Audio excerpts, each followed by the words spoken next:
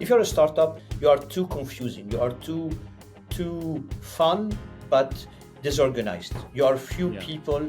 You are running fast. You are in the disruption mode. You are not into the collaboration mode. You want to change the world, right? I gotta revolutionize the way we drink, the way we eat, the way we walk, the way we drive. I'm gonna revolutionize it. It's cool. Revolution is super cool, but revolution don't last. If you want to grow from revolution to political system, you need to establish. You need to evolve from a startup to scale up. Hi, everyone, and welcome back to a new episode of the World Class Leader Show. Today, I have the pleasure to have with me a new friend, Elias Ghanem. Elias is the global head of Capgemini Research Institute for Financial Services. He's responsible for all thought leadership initiatives for the firm, including the renewed World Report series and top trends books in financial services. Elias was previously the chief new technologies officer and fintech lead for Capgemini FS, engaging with fintechs and insurtech scale-ups to actively and efficiently embed them with Capgemini clients. Elias is a payments expert with over 20 years of industry experience at Visa first and then PayPal, with roles spanning from APAC head of Visa Consulting to PayPal regional MD in Southeast Asia and in India and the Middle East. In 2013, he launched Tel in Singapore and Dubai, an online payment gateway, winning the 2014 Startup of the Year award in the MENA region. He advises several high growth and disruptive payment startups in Washington, Singapore, Barcelona, Beirut, and Dubai. He's also a board member of some of these companies. Elias is also a certified scaling up coach, and we will go a little bit deeper into this. I'm so curious. And Elias has lived in the US, Latin America, and APAC, Middle East, and Europe, and is fluent in English, French, Spanish, Portuguese, Arabic. Wow, Elias, what a profile, what a career. So, congratulations. Hola, shall I say? Thank you so Yes. much for having me with you, Andrea, today. Hola, yeah, sí. Podemos hablar en español, but there is some risk that we're gonna get. You're gonna be very familiar with that. I'm gonna lose at some point, so I don't want to get into that. Um, Elias, so thank you so much for being on the show. So it's a pleasure to have you with us. First of all, Elias. So when we had a conversation before, we said that we will really want to talk about this idea of scaling organization. What does it mean from a leadership standpoint? And we're going to get into this. But one thing that really comes to mind when I have seen your profile and when I just actually, read it right now, you have such a multicultural career. So you have been in so many different places. As I was, I think you beat me, massively. Um, but is there any specific learning that you would like to share with us, with the audience, in terms of what does it mean being a leader in a multicultural environment? Thank you. I think it's a very good question, opening question, because it is my career, my whole career, and my accent. Nobody is able to catch exactly where I'm from. Of course, I'm French, as you can. It's a dominant one, but when I speak Spanish, it's a mix of Spanish from Spain, from Argentina. When I speak Portuguese, it looks more Portuñol, and that's the beauty of it. So for me, I always say my main job is traveling the world. It doesn't pay well, so I have to do something against it Right. to make a living. Two things that I would say about my multicultural background is it is amazing and it's a must do for everyone listening to our show today. There is nothing better than having a large scope, a large culture in your mind and discover the other. First thing is do it. Second thing is doing for a certain time. And I Mm, would say the third thing, don't do it for too long. What we've done with my wife and my family is we've always passed anything between 4 to maximum 8 years in a country. And four mm, is the perfect average on a country. Why is that? Because you land in a place, and even if you go to paradise, you will find it hell. You are lost, you don't know how to the language, you don't know how to find your way around, and first year is tough. When you are there, by the way, first year, party, party, party. Get to know everyone around in the community and make your choice. Second year, you start to balance, starting to find that there is better things than worse. Third year is fantastic. Fourth years is the most dangerous one. Because if you stay longer than four, you are hooked to stay forever. And the only place where we stayed 8 years was Miami. But what did we do? We changed house and we had two more kids. So it was a new life for us. So I would say do it as much as you can in your career, do it in different languages, learn languages, do it for a period of 4, 6, max 8, but avoid 8 because it becomes quite difficult to move after. And put yourself in stress. This is not your culture. This is not the French way of doing Mm. business. This is not the US way or the UK way. Mixing cultures is for me the most rewarding experience in my life. I love that. And by the way, it's interesting, your analysis about the 4 years and not going into potentially, more than four for the good reason that you shared. It actually resonates with my story because I've never been more than 4 years in a country. And I think I got the most out of that. And now I think it resonates, it makes sense to me based on what you shared. The other thing I would like maybe to mention is you said a great thing about mixing cultures. And for me, one thing I learned actually, one of my first job when I started to work in West Africa was something I learned in a course that was given to me at the time from my own employer. And they mentioned this idea about culture A, culture B, and culture C, meaning everyone brings his own culture, which is culture A, and then you work in a different culture. It could be culture B for a good reason, could be very different than your culture A. But the key is not really trying to bring your A into the B and turning the B into the A or vice versa. It's more about creating new culture, a kind of a C culture that gets the most out of both cultures so you can really live together in the middle of that. I think it's been always good advice for me. I So, never get yeah, bored in meetings where there are more than one culture. You yes, put me in a meeting with only French people speaking yes, French and in France. Oh my God, I miss something. You put me in anywhere in the world with people of all colors, of all accent and all perspective. What an interesting engagement. What an right, interesting conversation.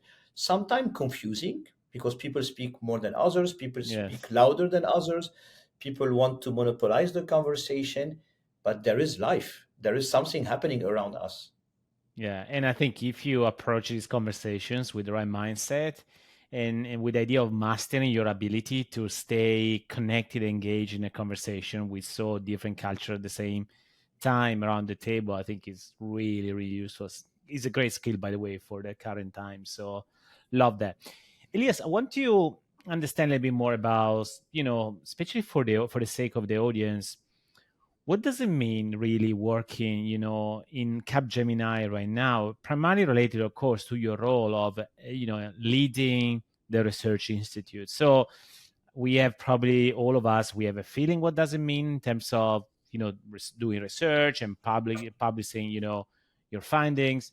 Why is it important for you and for the future of the organization? Look, if I were to give you a quick overview of Capgemini, Capgemini is a large consulting firm. We are focusing on digital transformation. We take all sectors, banking and financial services, where I am, but also public sector, but also Yeah. aeronautic and so on, and we transform them into digital. That was it's already quite exciting for me because I believe that we need to adopt what we are living in, right? There was the Mm, industrial transformation and people who did not adopt it disappeared. Now we are into digital transformation and we need mm, to adopt it, adapt it, and leverage it. That got me quite excited. The second thing that got me most excited is the intercultural. We are roughly 400,000 people and wow. we are origined in France, but we are across the globe. And we play a lot on the right shoring. We believe that to best serve your client, you need to have people on the onshore, people in the same country. You need to have people near shore, which is markets around where you are, but a little bit further away, with a lower price tag and some different of time zones so which you can continue the work. And then finally, we need to have offshoring. And Mm. we have a lot of our staff that are out of India, out of Vietnam, out of Mexico, out of Brazil, and all these people provide services to our client across the globe on an offshoring. And for me, it creates a fantastic mix of cultures. So one, digital transformation. Second, culture, mix of culture. And third, where is my job come to play, is thought leadership. There are more questions than answer outside, and God's sake, there is plenty of content. Everybody has an opinion on everything, right? You between Google and now ChatGPT, you throw any question, and you have plenty of answers. But answers are not thought leadership. Answers are point of views. Answers are if you add A plus B equals C. Thought leadership is when you consider different elements together in a given industry, in the retail banking industry. If you consider the last 20 years, the number of branches that went down, and you correlate that with the number of digital banks that are born and the hundred of million of customers that are shifting from a traditional bank to a digital one, this has become thought leadership. What is happening? What is the macro trend that you're observing? And what can you do with data points that might be not related, but at the end of the day ended up being extremely related? That's what I really most enjoy in my job, is bringing together the multicultural, bringing together the transformation, and giving advice to our clients and saying, what is it for you? What does it mean, these elements coming together? That's what is my day to day at Capgemini.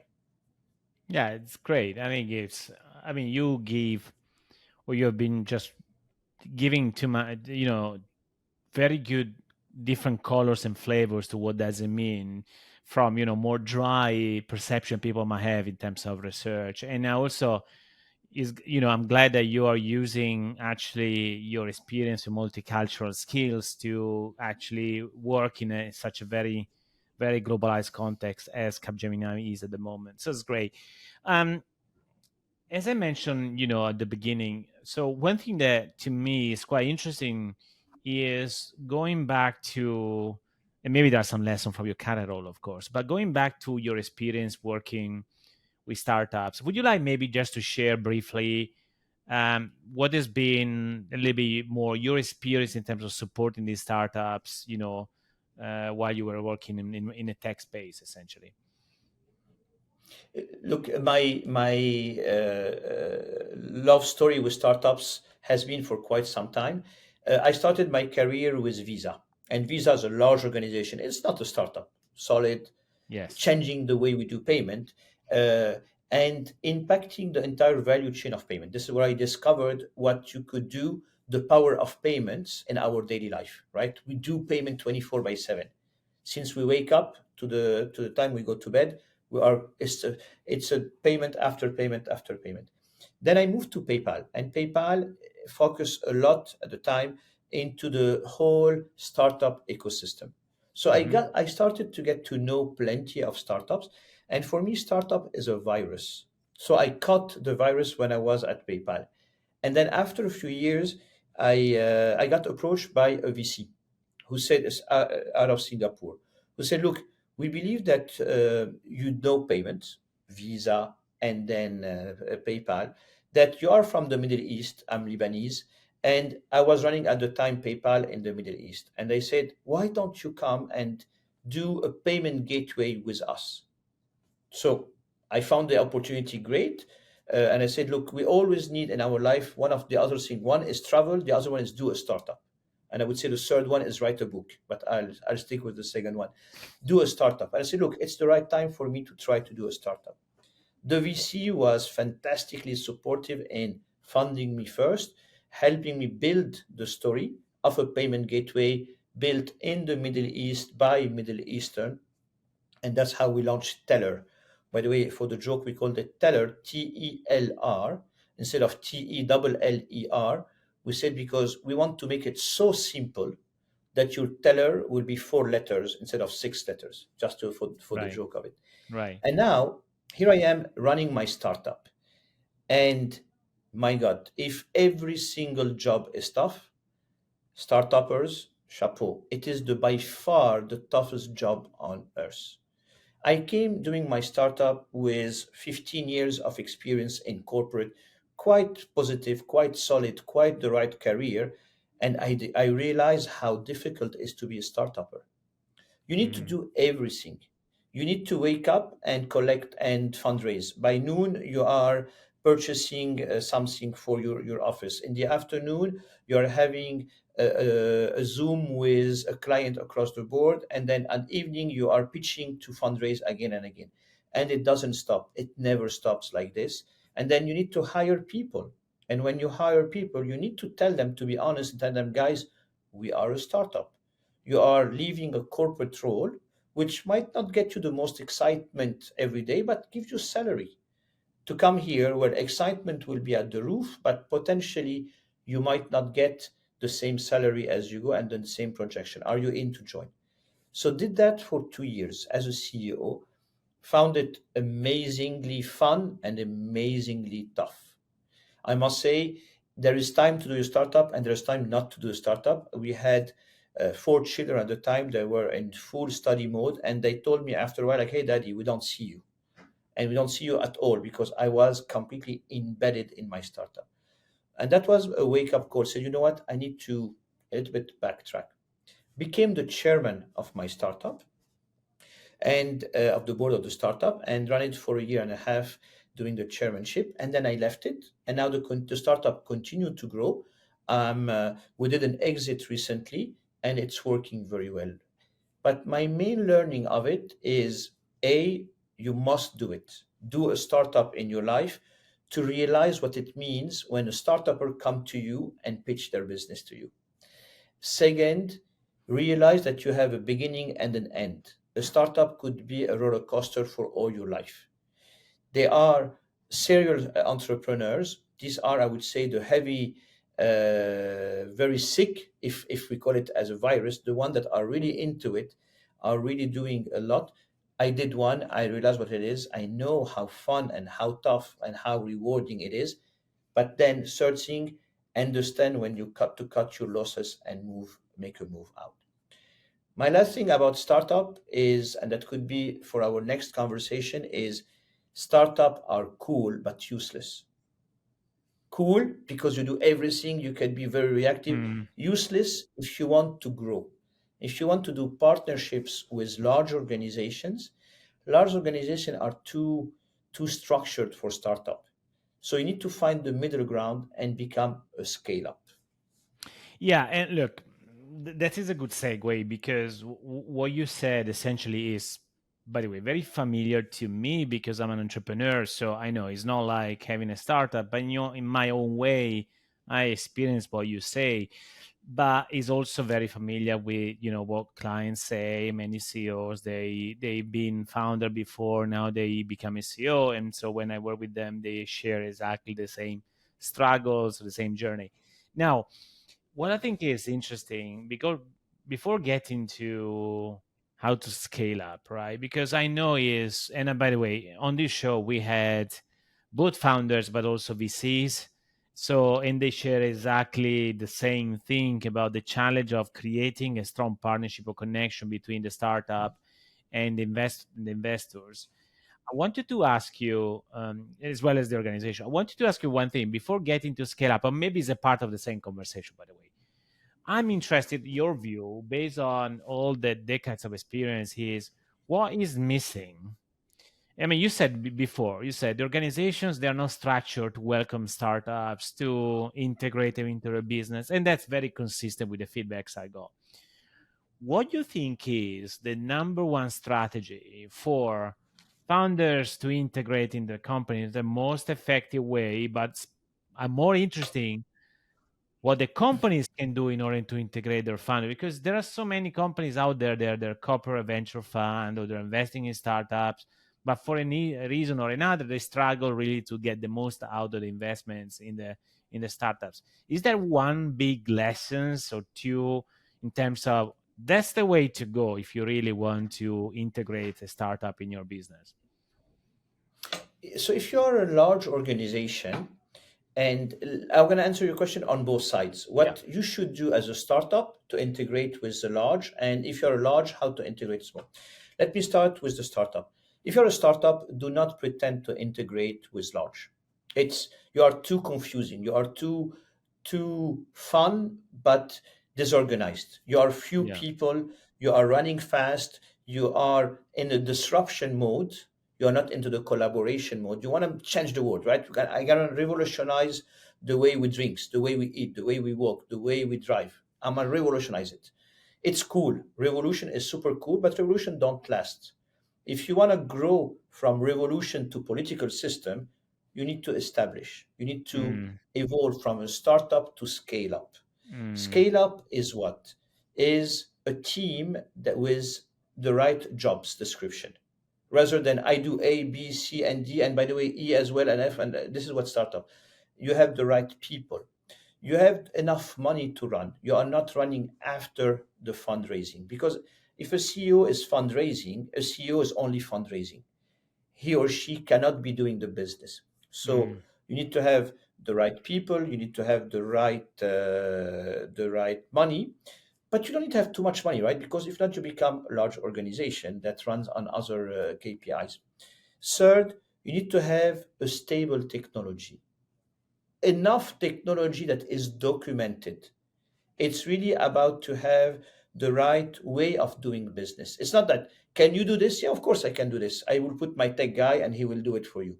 No, you need to have a documented information that could be shared. So I said money, people, technology, and finally you need to have the right product. What do you sell? Who is your target? And be able to easily answer this question rather than, oh, I sell whatever you want to whoever you want because I'm looking after the money behind me. You yeah. start to have a certain logic. And finally, all that is here not to disrupt the large, but to improve the large organization value chain. So that's Mm, for the startup. Don't disrupt, but improve. If you're a large organization, your DNA is risk averse. It's the yeah. DNA of any large organization. Large organization run after reputation challenge, Mm, after stock market evolution, run after winning the next large client, and all that come with being low on risk. Startup are putting everything on the table to try to be the best they can. So I always joke in saying startups and large group have the same MVP in common. For a startup, it's a minimal viable product. So do it and throw it to the market and see. For a large organization, it's maximal viable product. Before you launch it, it has to be perfect. So large organization, if you feel mm, that you can't do it alone, and basically you can't do it alone anymore. Why? Because you don't have enough talents, you don't have enough time, you don't have enough tech, and you don't have the right channels to deliver it. All these could come from scale ups. So accept to go a little bit higher on risk and accept that the other one will not morph into you.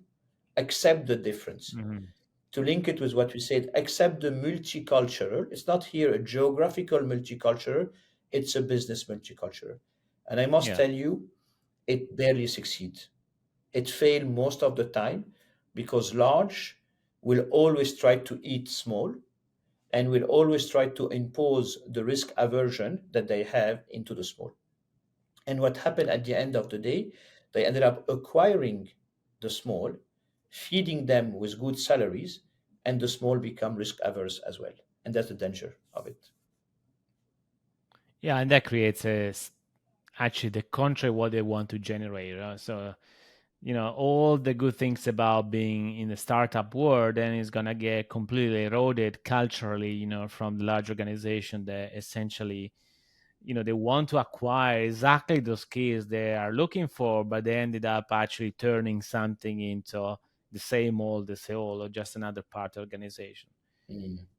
And I think that is a very I like it. I'm actually the angle about risk is really good, by the way, because I did not think in that way before. Is how you can essentially facilitate as a founder the risk that large organization feel every single day. On the same time, how a large organization can actually change a little bit the risk profile and their appetite for risk in order to really accept what the startups are bringing on the table. I think it's a very valid point.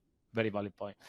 Um, you mentioned about your certification about scaling up coach.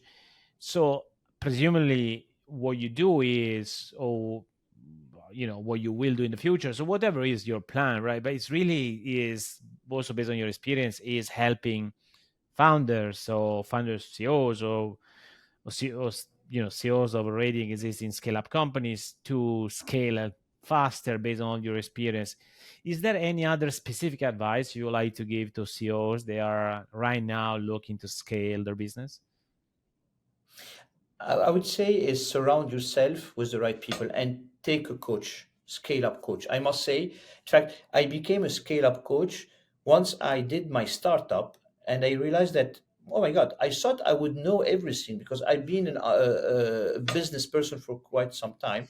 And I brought all my business skills to the startup. And I realized that the difference between the startup and the corporate. I did that. I run it, the startup, and then I became the chairman. And then I've always been asking myself why it has been always difficult to connect with the large organization. And one day, a large organization of my client told me, is because you don't have scale. And that was my minute of light. And I said, what is scale? What is scale up? And I searched about it, and I found a coachings about scaling up. There's, by the way, a very good book called Scaling Up. If you are interested Yeah, I by that remember that book. and become a Yeah. scale up coach, it's worth it. It says it all. And so I became a scale up coach, get certified there, and I found it very interesting. Few elements that came out of it. First, accept that you don't know it all if you are the CEO, and get yourself supported by a scale up coach. This is, I would say, the first thing. The second thing is accept not to control everything anymore, right? A startup, you know everybody, and by the way, startup is not tech startup, huh? It's small company to large company. It can be selling bread, selling tech, selling cars, selling whatever, but there is the idea of we created something. I know you, we've been together, we grew together, we did it together, and we talk to each other every single day. And one day we decide to open a branch in the south of France. So I'm not seeing you anymore. And then after that, we're saying we're doing it the same thing in Barcelona or in Italy or in the UK, and I don't see you anymore. And by the way, I don't know you anymore as much as the one that was sitting next to me. So accept to lose control in terms of, or lose by relying on more people, right? It's not completely forget control, but it's accept that other will have a bigger portion of it. Third, accept that you don't know everything in the business. You don't know the product, the sales, the finance, and the tech. When it was small, it was easy. You would do everything. But it's like in education. You are the one who educates your child at the beginning, and then slowly but surely, there are teachers who will do it better than you, and there are professors who will do it better than you, and you become the one that least know about your son. So it's all about having the right people to do the right thing. Quite interesting what I get in my background. It's about having the right people to do the right thing. And finally, accept to increase the span of a deal. The Mm, scale come with a longer duration to sign a deal. It's part of the mm, game. So you need to mm, have the right financial means to accept a longer duration. And I would finish, put routines, set up your weekly calls, your daily calls, and respect them. And let the people do their job. One day I was coaching a CEO of who wanted to become a scale up, and we were in a board conversation, and a guy showed up from the door and said, "Hey, the servers are heating." And I looked at the CEO, who should have said, Thank you for informing me. You are in charge. And he stopped the board meeting and went to handle the servers, which he ended up doing very basic things, which is putting a ventilator to reduce the heat. And he came back very proud of saying, Right. "See how close I am to the business." And I told him this is the exact opposite Yes. of what you're expecting to do, because you haven't empowered the person of saying, "I trust you to solve it. Only if it's an escalation, come to see me. And by the way, between you and me, there are different people that should come into the game." So for me, let go, accept not to control everything, to be in the know, but not in the doing of everything across the whole value chain. It's funny because, look, that's quite expected from many founders. They became a CEO because there's still so much connected or close to their own, their own toy, let's put it that way. Baby. Baby, yes, probably that's the better word, is baby, but also the operational side of a business. And from my experience, and you just shared yours, is letting that go is difficult. So from a mindset standpoint, and what I find is extremely fascinating, even more fascinating, is there are many CEOs of medium or even large companies, maybe not too large, but definitely medium-sized company. They're still in the same mindset of I have to be on top of everything. I need to have control over the operations, which I don't think is a very good positioning for a CEO that needs to drive the future of the organization. So it's a great sharing, Elias. I think that is a good, very good reminder. Andrea, if you allow me, I've always said to my CEO, you need to earn the time to get bored. And they will Yes. look at me saying, "What do you mean get bored?" In fact, a CEO at a certain stage, right, when you become a scale up, your job is not to run the day to day. Your job is to make sure that tomorrow and after tomorrow and the day after is in place. And to put that in place, to have a vision, you need to be able to have the time to think. If you are so hands on and you are running the show, you are driving and looking at the next corner. I want you to be looking far behind, far on the other side, so you know how to prepare the future. The right to get bored. So your COO runs the day to day, and you are able to project your organization for a better future.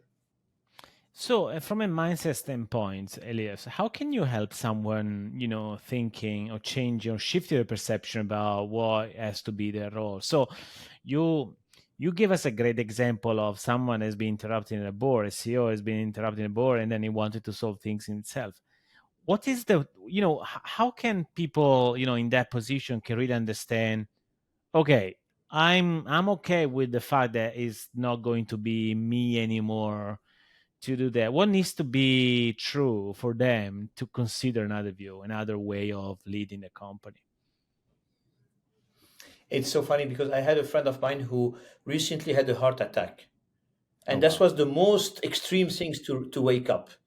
uh, in saying, "Oh my God, I need to change my life." Don't Right. wait for that moment, right? Yeah. Don't wait Yeah. for your wife or your companion to tell you, "I can't live anymore with you."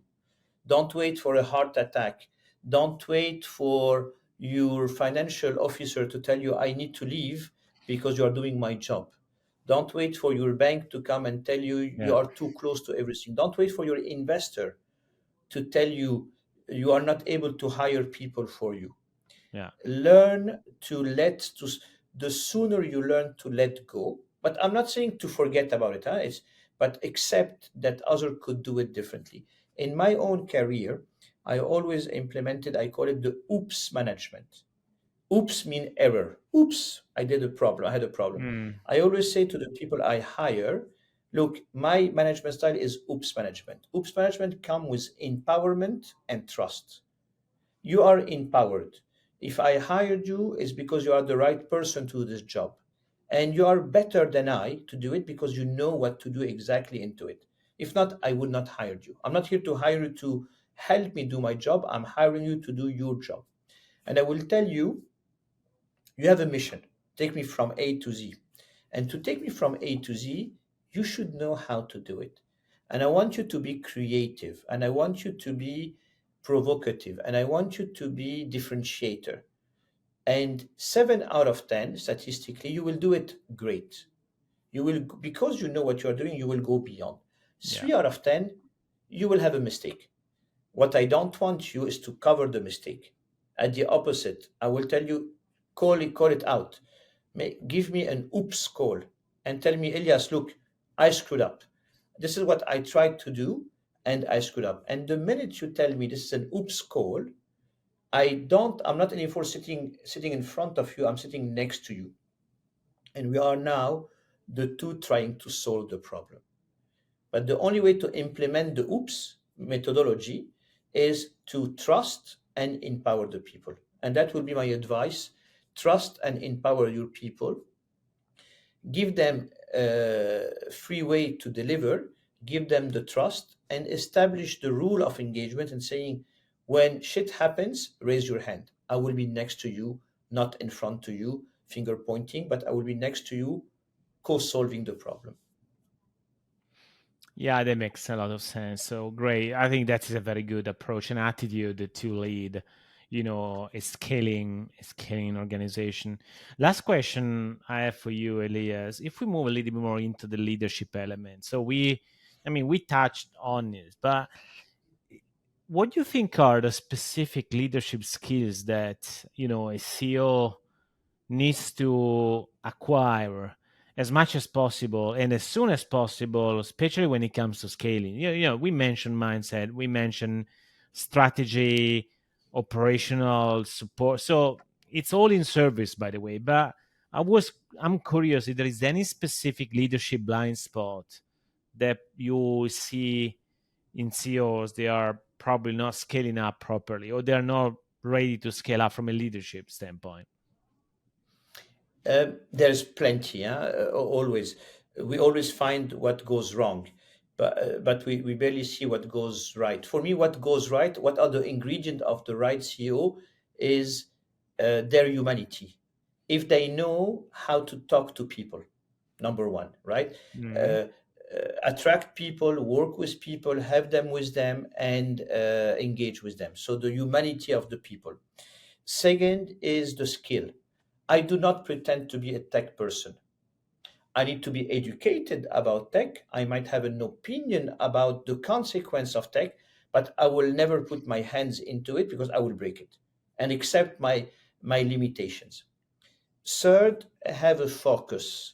If my role is the customer experience, in that case, whatever you tell me, I will tell you who is the persona. Are you talking to the client? Are you talking to the parents of the client? Are you talking to the neighbor of the client?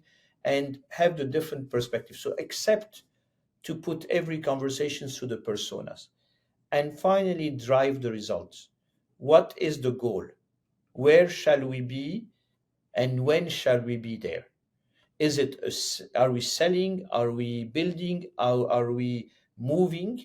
And by when? The worst thing I hate is when I ask someone, by when shall we do that?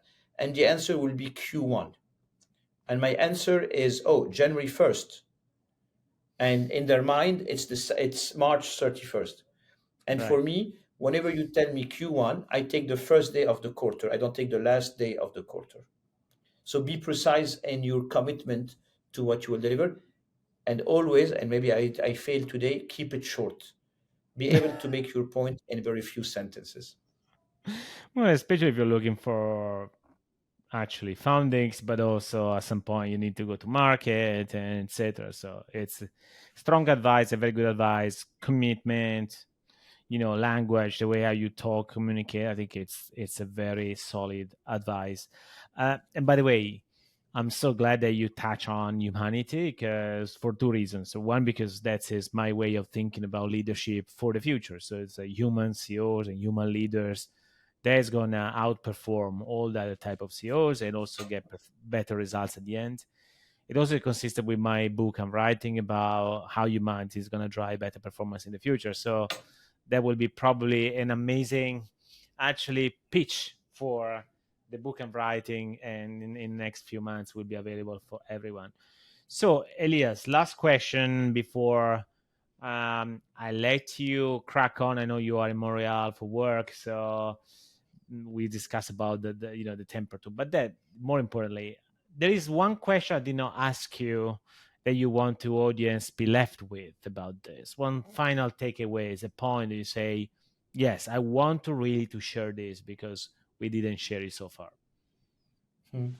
It's funny because when we were talking about multicultural, I talked a lot about the geographical cultures, people that you meet Right, around right. in terms of language and so on.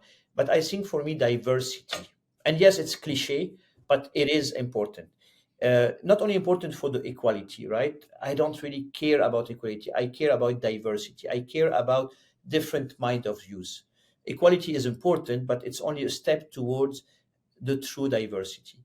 The more you bring people, you surround yourself with different genders, different cultures, different perspective, the richer become the idea.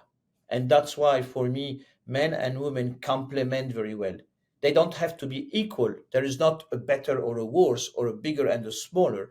There is complementarity and focusing on having the right complementarity. When you look around you, you must see diverse colors, diverse accents, diverse genders. Yeah. And that's what will make the success a common success, which can last long rather than a personal short term success. That will be my last word. And I think it's consistent with all the conversation we had, because if you are scaling a startup or growing any sort of organizations, what you really need is understanding different cultures, how you can, really integrate it with the idea of getting the most out of everyone, different thoughts, different ideas. So that is a great message and manifesto for diversity in any sort of organization, not just in the startup world. So, Elias, thank you so much for this conversation. That's been awful. Where people should go if they want to understand a little bit more about you, what you're doing, as a scale up coach, but also what you're doing in Capgemini. Well, look, my LinkedIn is quite active and engaged. We are launching World Report, as you mentioned at the beginning. I lead the World Report series of Capgemini Financial Services. We just launched last week the World Report on retail banking. We came up with major impact on where retail banks are in their journey to AI, and they are very at the beginning. We will have soon property and casualty insurance. We will have after that a wealth, which will be on the ultra high net worth individual. So my LinkedIn is quite active. Reach out to me there, and you will get to know more about me there. And very happy to connect with all of you as needed. Superb. Thank you so much, Elias, and have a wonderful rest of the day. Andrea, thank you so much for having me on your show. Have a great day. Bye bye.